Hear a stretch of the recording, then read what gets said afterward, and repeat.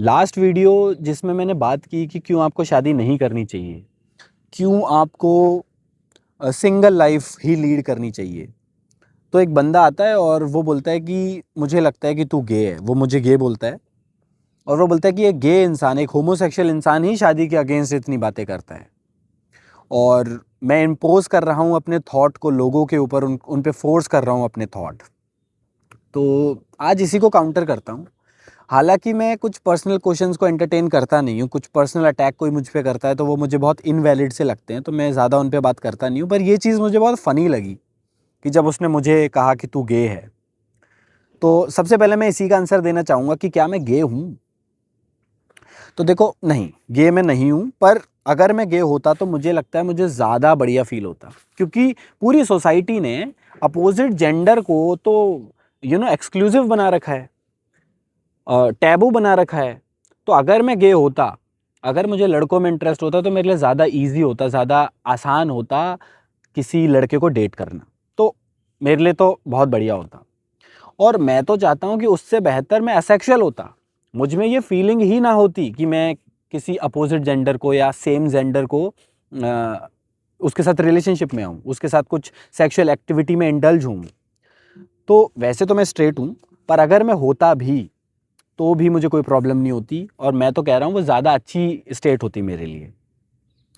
और दूसरी चीज़, जब आप इस बंदे के कमेंट देखोगे तो आपको पता चलेगा कि ये बहुत बड़े लेवल पे ना अनअवेयर है चीज़ों के साथ।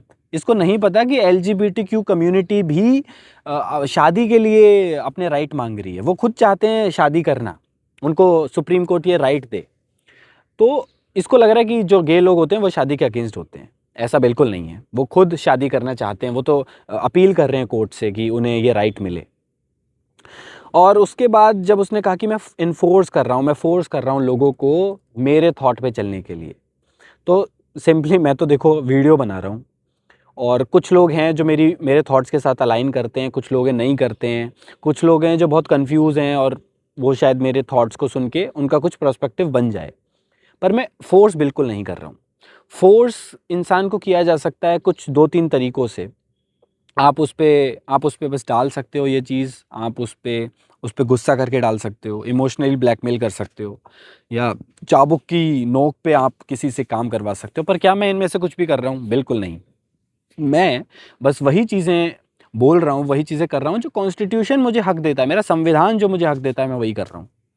तो ये फ़ोर्स करना तो बिल्कुल नहीं होता।